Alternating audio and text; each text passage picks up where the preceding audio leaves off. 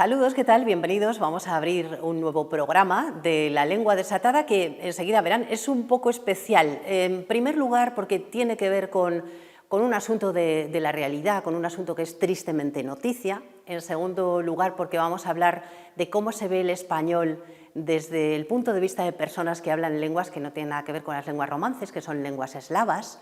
Y en último lugar, porque ya les he dicho, vamos a hablar con dos personas y no con una. Hoy tenemos dos invitadas en nuestra Lengua Desatada.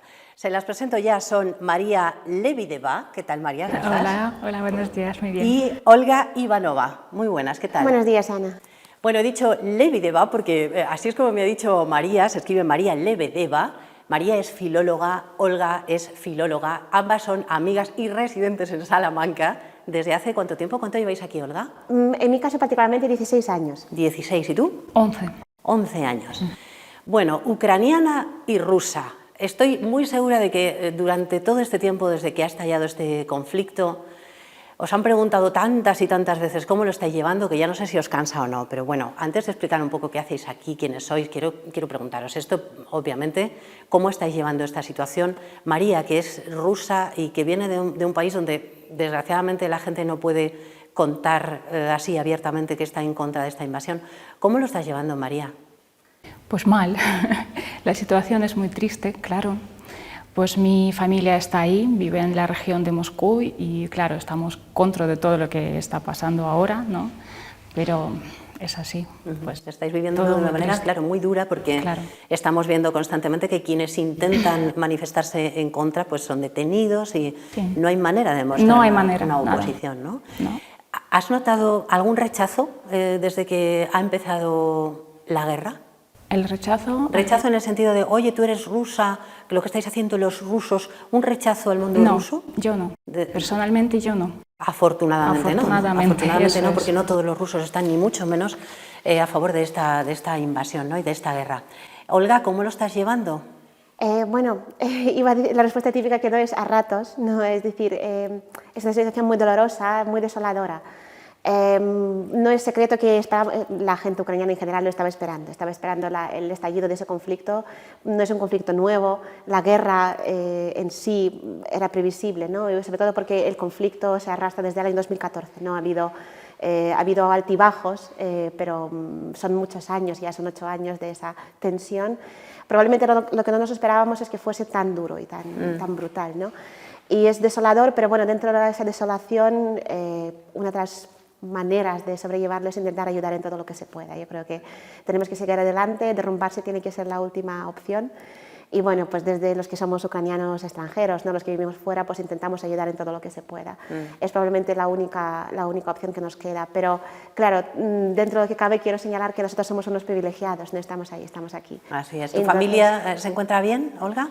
Bueno, yo tenía muy poca familia en realidad, ya somos un núcleo muy pequeñito. Mi madre afortunadamente se encontraba fuera cuando estalló la guerra, en eso somos unos bendecidos, pero sí que tenemos amistades, mi madre tiene amistades en la capital y bueno, siguen ahí muy preocupados, sin saber qué es lo que va a pasar el día de mañana. No el día de mañana, en una hora. En una hora, es verdad, las circunstancias cambian y esperamos que desde este momento en adelante las cosas vayan un poco mejor, aunque no hay visos de que se vaya solucionando. Bueno, me gusta mucho que estéis las dos juntas. Claro, los espectadores ya entienden por qué estáis aquí las dos, porque sois una rusa y una ucraniana, que sois amigas desde hace muchísimos años, que además tenéis en marcha una asociación, ¿verdad?, que está dando a conocer un poco lo que son las lenguas eslavas y también vuestra cultura, sobre todo para los niños, ¿no? Me decíais, María. Sí, lo hemos creado para las familias mixtas que vivimos aquí en Salamanca. Y es para promover la cultura rusa y el ruso entre los niños, ¿no? Porque tenemos niños en las familias y entonces es muy importante promoverlo, ¿no? Para que sepan, para que puedan hablar ruso y es una iniciativa muy bonita. A lo largo de esta charla pues, vamos a entender un poco más cómo es el ruso y el ucraniano, esas dos lenguas, y también, como esto es un programa en el que hablamos de la lengua española, quiero saber cómo fue vuestro contacto con el español. ¿Por qué? Digo que sois filólogas ambas. ¿Por qué vuestro contacto con la lengua española? Creo que no he explicado al principio que en el caso de María, tú estudiaste filología francesa, pero también enseñas inglés y enseñas ruso en el ámbito de la hostelería, que parece que a mí me sorprendió, ¿no? Hay mucho interés en la hostelería por aprender ruso. Sí, sobre todo en la costa. Ahora ya hay menos turismo, ¿no? por unas circunstancias, pero sí que hay turismo ruso. Sobre todo los rusos eligen las costas, ¿no? El mar, Valencia, Barcelona. Y ahí sí que se pide ruso, ¿no? Claro. Para los camareros. Pero bueno, estamos impartiendo aquí en Salamanca también. Aquí en Salamanca, para que la gente se prepare para cuando Eso tenga es. que atender a los clientes rusos. Y Olga trabaja en la Facultad de Filología, es profesora y como yo decía antes, en las áreas relacionadas con la neurolingüística, con lo que pasa en nuestro cerebro, por ejemplo, cuando empezamos a perder, el caso de la enfermedad de Alzheimer, ¿no? Perdemos esas facultades. Cuando vosotras llegasteis aquí a España, ya veníais sabiendo, entiendo, sabiendo español. ¿Y cuál fue vuestro primer contacto con el español y por qué? O sea, rusa, ucraniana, ¿por qué el español? Contadme. ¿Quién empieza? María. Vale, pues mi primer contacto era cuando yo era pequeña y cuando ponían en la tele las series latinoamericanas. Y entonces ahí se escuchaba cómo hablaban los personajes, ¿no? Y por encima ponían el ruso. Pero claro, yo escuchaba el español y me encantaba, me gustaba mucho. Aprendí algunas palabras sueltas o expresiones. Y bueno, me gustaba mucho y luego, cuando ya acabé la carrera, pues decidí venir aquí un par de meses para estudiarlo. Ajá, Y fui al colegio del IBEX, que está en Salamanca. Ajá. ¿Y tu contacto con el español cómo fue, Olga? Bueno, en mi casa, justo hablábamos antes de las lenguas, en mi casa siempre se hablaba más de una lengua por circunstancias personales de la familia, ¿no? Porque tanto la familia de mis abuelos como la familia de mis padres siempre se había movido, habían cambiado de muchos países. Y particularmente con el español, el padre de mi madre, mi abuelo materno, se había dedicado, era profesor de universidad, trabajaba en el ámbito de la historia, se dedicaba al estudio de relaciones del Imperio Ruso entonces y la Unión Soviética con los países de Hispanoamérica. Hablaba español, en mi casa se oía español desde entonces. No había una preferencia especial por español, pero bueno, era una lengua que gustaba mucho, que en general a mi madre le había apasionado siempre. Yo creo que nos transmitió también ese amor por el español, por las lenguas en general, ¿no? Pero por el español en particular, sobre todo por el legado literario que tiene, ¿no? Toda la literatura, tanto española como hispanoamericana, que existe. Yo creo que fue también un gran impulso, ¿no? Por el interés, además de lo bonito que es la lengua, las asociaciones, ¿no? De las que hablábamos antes, que se puede establecer para con el español, ¿no? ¿Cómo son los españoles? Esa alegría, esa desbordante simpatía, pues al final marca mucho qué pensamos sobre una lengua, ¿no? Y al final pues decidiste también profundizar en el español, aunque sois dos personas que habláis muchas lenguas, porque en tu caso hablas 3 lenguas, ¿no, María? Hablas el ruso, hablas el francés, el inglés, el castellano, hablas 4 lenguas, o sea, 3 aparte de tu lengua materna, y en tu caso también 4 o 5 lenguas, ¿no? Hablas. Sí, pero no todas igual de bien, en cualquier caso hay que señalarlo, ¿no? Porque precisamente antes hablábamos de la mente, ¿no? La mente no siempre es capaz de gestionar bien todas las lenguas, esa es la diferencia porque algunas lenguas se hablan mejor y peor, ¿no? Tenemos una mente que nos obliga a tener una lengua principal y luego las demás de forma más secundaria. Bueno, en la mente de una ucraniana y de una rusa, cuando llegan y se ponen a estudiar español, ¿qué es lo que más llama la atención de la lengua? ¿Lo que os puede resultar más difícil, si es que se puede generalizar esto, o más fácil? Bueno, ¿empiezas tú? A ver, María.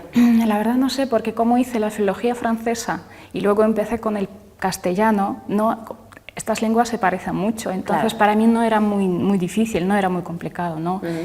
Entonces, no sé, es subjuntivo a lo mejor. Es subjuntivo a lo mejor, Y también ¿no? los artículos. Sí. Eso sí. ¿Los artículos? Sí. Sí. ¿También para ti, Olga?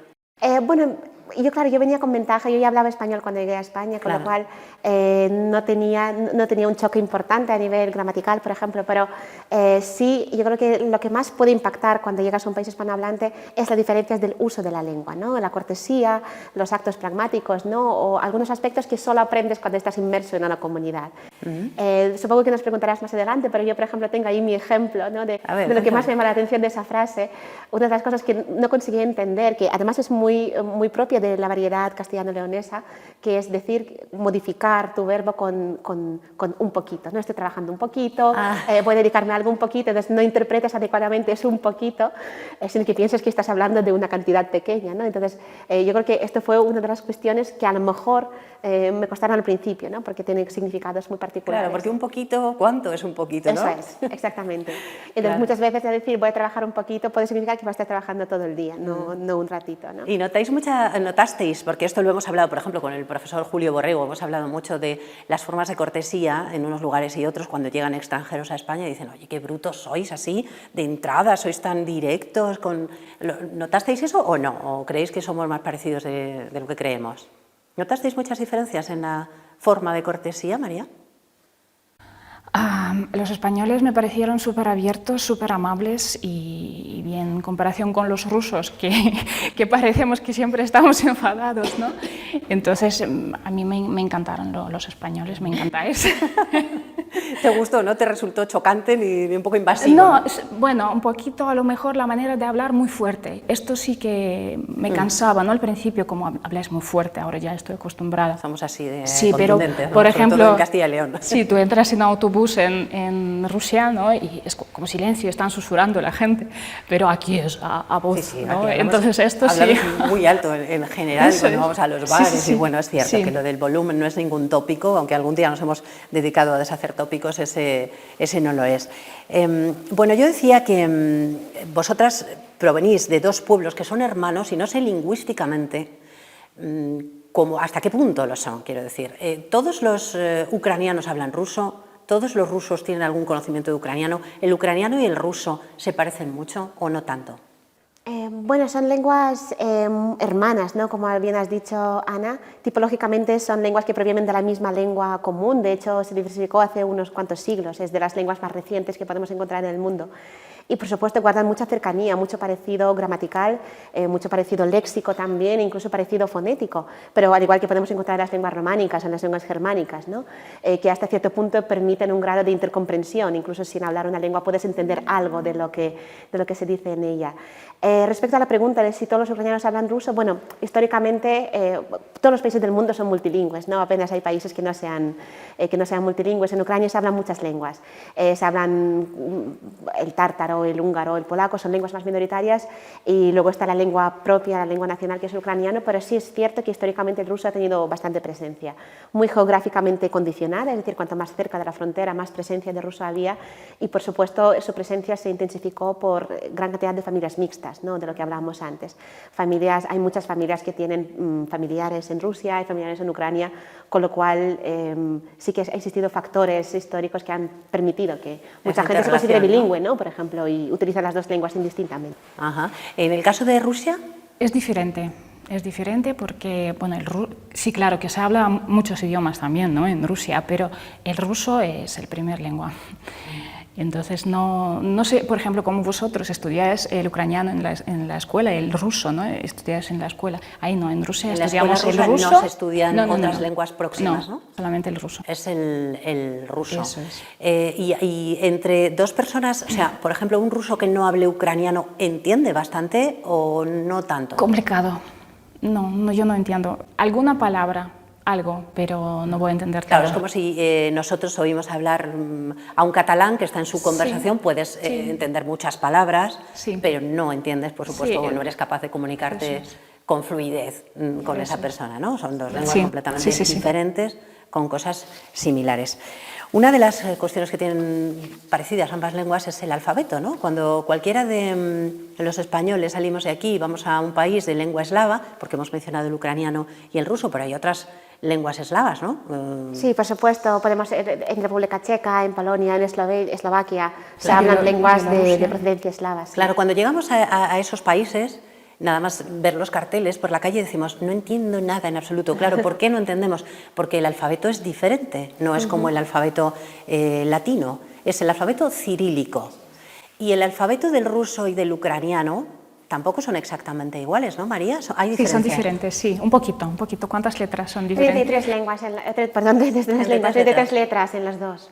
Sí, hay 33 letras en los dos, pero luego los símbolos no son exactamente iguales. No todos. Hay letras que varían, sobre todo son las vocales las que se diferencian, porque el ucraniano cuenta con un número ligeramente superior de vocales,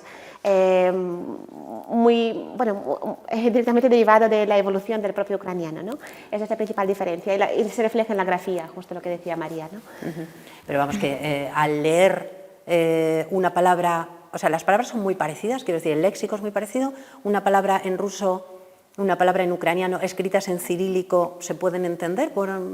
Yo creo que una gran parte de palabras, porque el léxico, lo que llamamos el léxico patrimonial, el léxico de origen que proviene de la lengua madre, sí constituye una gran parte del vocabulario de las dos lenguas. Lo que ocurre, por ejemplo, en el caso de ucraniano, al tener frontera con otras lenguas dominantes como el polaco, el húngaro, el rumano, ha incorporado muchos préstamos de estas lenguas. Entonces, en muchas variedades del ucraniano hay presencia de palabras de origen extranjero, origen polaco, origen húngaro, que para un hablante de ruso a lo mejor no son tan intuitivamente comprensibles porque no comparten del origen de la palabra. Ajá. En la escuela se aprende inmediatamente el alfabeto cirílico, entiendo, cuando los niños empiezan a aprender a leer y a escribir en la escuela, aprenden el cirílico y paralelamente también en el alfabeto latino, ¿o no? No. O sea, se aprende después cuando tú vas a aprender otra lengua, Claro, entiendo, ¿no? Eso es, sí. Esa forma de aprender en el colegio. Sí, sí. ¿Y en los colegios de Ucrania y de Rusia se aprende español? ¿O en los institutos es una lengua que la gente quiere aprender o no? Ahora sí, pero antes, cuando yo, por ejemplo, estaba, no era el inglés y francés. Ahora ya hay algunos colegios que sí introducen el español. O sea, estáis viendo que hay un cambio en este sentido, Olga. Sí, yo creo que sí. Bueno, yo justo iba a poner el ejemplo de Kiev, de la capital de Ucrania, donde hacía unos 15 años existían 3 colegios que ofrecían español como lengua extranjera, en secundaria fundamentalmente. Pero es verdad lo que dice María, cada vez hay más gente interesada por el español. De hecho, yo creo que con los telediarios que estamos viendo últimamente, los ucranianos estamos generando una imagen de que muchísima gente habla español, porque entrevistan a muchos ucranianos que enseguida son capaces de desenvolverse. Siempre ha habido mucho interés por el español en Ucrania, particularmente. Normalmente lo ofrecen como cursos de formación para adolescentes y adultos. Es decir, no hay sede del Instituto Cervantes, por ejemplo, pero sí hay cursos delegados, hay muchos cursos de universidad, hay muchas academias que ofrecen el español y muchísima gente decide aprenderlo, muchas veces no por factores pragmáticos de conseguir trabajo, sino por factores personales, ¿no? La atracción que supone hablar español, poder ir a un país hispanohablante, comunicarse con la gente, pues sí que hay cada vez más personas que están interesadas en aprenderlo. Sí, es verdad que estamos viendo en los informativos de las televisiones a muchas personas que al menos se defienden hablando español y otras que incluso lo hablan muy bien, cosa que nos llama muchísimo la atención y nos agrada, ¿no? Que se hable en otras lenguas, aunque por otro lado nos da ese complejo de inferioridad a los españoles de qué mal hablamos otras lenguas, qué poco hablamos en otras lenguas. Muchos de los ucranianos que ahora vienen y que tienen que estar refugiados en países europeos, en España, no hablan español. Ese es un primer escollo que se van a encontrar todos los refugiados, ¿no? Sí, ¿cómo se puede ayudar en ese sentido? Bueno, en este sentido, yo sé que hay muchas iniciativas en diferentes ciudades de España, en Salamanca en particular, en Castilla y León en concreto, hay muchas iniciativas tanto desde organizaciones públicas como las privadas para ofrecer clases de español, ¿no? Es lo que llamamos en términos lingüísticos clases de español urgente. No es el primer español que necesitan saber para poder empezar a desenvolverse, poder ir a hacer la compra, poder hablar con un vecino, ¿no? O hacer cualquier situación básica, ¿no?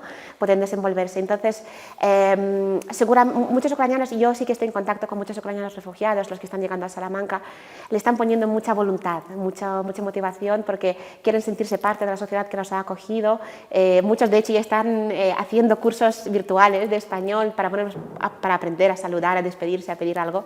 Pero sí, bueno, sabemos que no todos los hablantes tenemos la misma facilidad para aprender lenguas, la edad influye mucho, ¿no? Una persona más mayor puede tener más dificultades a la hora de empezarse una lengua extranjera, pero bueno, esa parte afectiva, el deseo de aprender español, yo creo que es un factor principal, ¿no? Va a ayudar a mucha gente a aprender al menos el español básico. Claro, ahora como además están en una circunstancia difícil de tener que adaptarse a un país nuevo, pues tienen ganas de aprenderlo y claro, vosotras sois filólogas y entonces cuando enseñáis el español, o enseñáis el ruso, o enseñáis una lengua, estáis con gente, muy relacionadas con gente que tiene conocimientos lingüísticos, pero, por ejemplo, en tu caso, María, tú cuando das clase en la Escuela de Hostelería de Santa Marta, que trabajas en este momento, habrá muchas personas que no tienen nada que ver con la filología y que no tienen a lo mejor ningún conocimiento lingüístico, ¿no? Entonces hay que enseñar, me imagino, el ruso partiendo de otras bases, ¿no? De otra manera.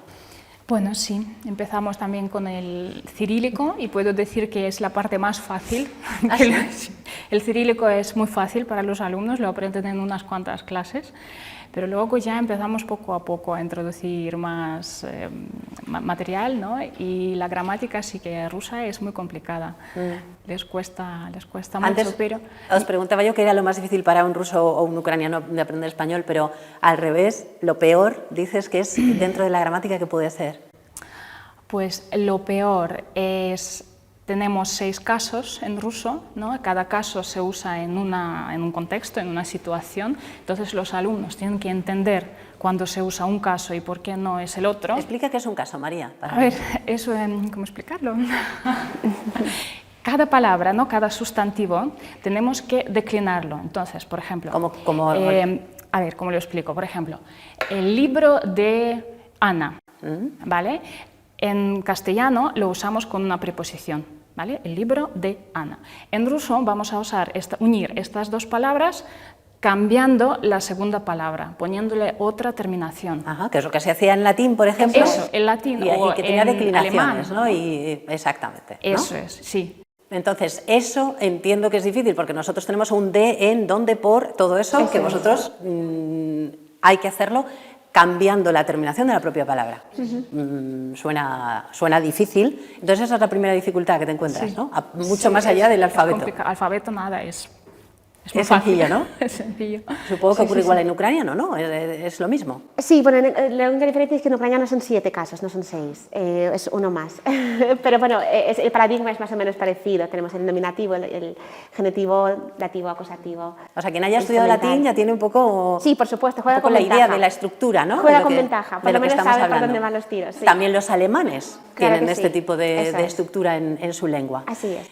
Bueno, pues así de entrada, a cualquiera que se enfrente a estas lenguas le parece muy difícil, pero ya puedo decir que según explicáis, las personas que quieren dedicarse a la hostelería acaban hablando en ruso y entendiéndose bien con los clientes rusos, ¿no? Y no encontráis ningún problema con ello. Bueno, me ha encantado teneros a las dos para hablar un poquito del español y del ruso y del ucraniano, para conocer vuestra perspectiva en estas circunstancias tan difíciles. Y me ha gustado mucho, sobre todo, porque esto demuestra que con la palabra se llega a casi todas partes, ¿no? O sea, que las palabras sirven para unir, en vuestro caso, tanto, ¿no?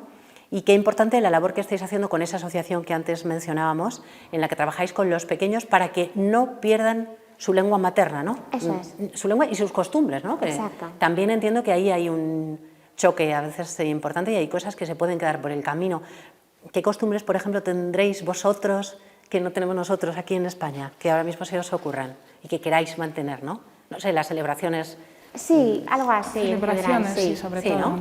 Algunas festividades. Bueno, en el fondo, como tanto Rusia como Ucrania son países cristianos, aunque se trata mayoritariamente de poblaciones ortodoxas, que es una vertiente paralela al catolicismo, las fiestas principales son las mismas, ¿no? Estamos hablando de la Navidad, de la Semana Santa, pero es cierto que las diferencias de cómo se afrontan esas festividades, qué es lo que se come, qué es lo que se hace, es diferente. Entonces, es lo que intentamos transmitir un poco con estas festividades. Dentro de poco va a ser la Semana Santa, pues por ejemplo, nuestra última festividad antes de la COVID, que fue también un parón importante en la actividad de esa asociación. La última fiesta que hicimos fue la fiesta de lo que aquí se conocería, bueno, como es el martes graso, ¿no? El Mardi Gras, que para nosotros se conoce como Maslenitsa. Es una festividad de la mantequilla en el que se hacen las crepes, con todo tipo de relleno. ¿Y eso qué día lo celebráis? ¿En qué fechas? Normalmente, bueno, es justo cuando empieza la Cuaresma, el domingo antes de la Cuaresma, del comienzo de la Cuaresma. Y pues intentamos un poco transmitirles también qué es lo que haríamos nosotros normalmente en Ucrania y en Rusia, ¿no? Haríamos estas crepes, las comeríamos hasta el infinito, ¿no? Y bueno, hacer algunos juegos, algunos bailes, bueno. Qué bueno. ¿Y tenéis una sede física de la asociación? ¿O no aún no? Sede física. Pero se llama, vamos a recordarlo. Se llama Bublik. Significa rosquilla. ¿Bublik es rosquilla? Es rosquilla, sí. Rosquilla en ruso. Eso es.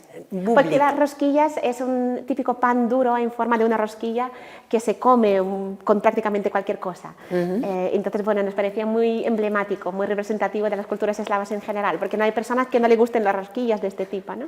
Es un pan que no sabe a nada, puede ser más dulce, más salado, pero es siempre una rosquilla de pan duro. Bueno, nos quedamos también con esa palabra que da nombre a vuestra asociación. Y como tengo que dejar, como siempre, un ratito al final para pedir a los invitados de este programa un libro, una recomendación que puede ser literaria o puede ser simplemente porque a vosotros os recuerda algo, porque es bonito, un libro, de lo que queráis. ¿Me traéis una recomendación? A ver, la recomendación rusa de hoy es, María. Vale. Pues os recomiendo un libro que se llama El día del oprichnik. No sé si lo has leído o no. Sí. Sí, lo has leído. El escritor contemporáneo ruso que se llama Vladimir Sorokin, ¿no? Es una novela, ¿no?, que ha salido en 2006 y se trata sobre Rusia de 2028, ¿no? Es como un poco futurismo, y se cuenta cómo es Rusia en 2028, ¿no? Y entonces,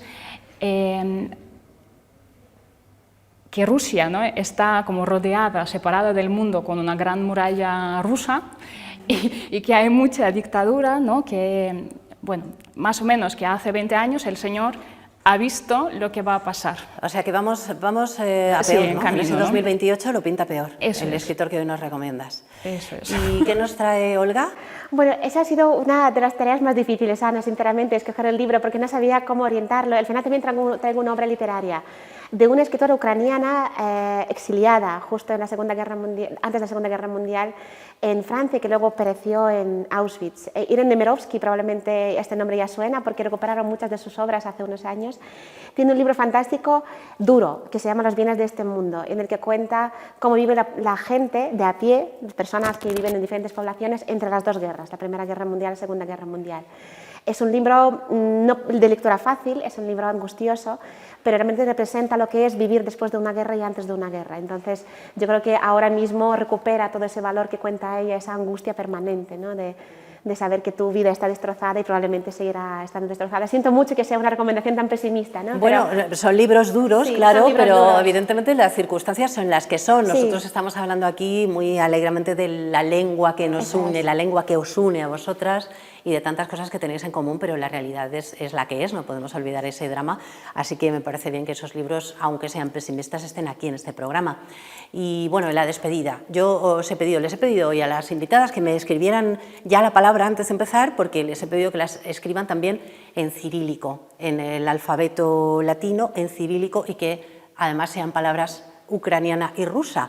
Entonces, ¿qué me habéis puesto ahí que todavía no lo he visto? ¿Cuál es la palabra que habéis elegido, María?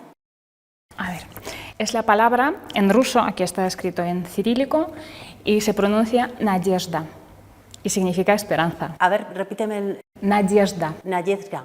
Bueno, lo hago fatal, pero intentaré No, lo has aprenderlo, pronunciado luego me lo bien. leo con detalle. Y significa esperanza. Esperanza. Grandísima palabra. Olga, ¿qué bueno, nos pues como traes? somos amigas, María y yo, he puesto la misma palabra. Hemos decidido poner la misma, la pongo en ucraniano, se lee Nadia, ¿Nadia? y significa esperanza. Yo creo que es la clave, ¿no?, de lo que estamos viviendo ahora, ¿no? Por eso hemos decidido hacer Pues la misma enseñándonos palabra. las dos palabras así, esperanza en ruso, en ucraniano, en alfabeto cirílico, en el alfabeto latino. Bueno, esperanza que une, es que no queda nada más que decir. Muchísimas gracias a las dos por haber venido. María, Gracias. Olga, Un placer, mucha Ana. suerte para el Gracias. futuro. Ha sido un placer teneros aquí en estas circunstancias tan duras. Gracias a las dos. Muchísimas Gracias, gracias. Ana. Nosotros nos vamos. Hasta aquí La Lengua Desatada. El próximo viernes, más.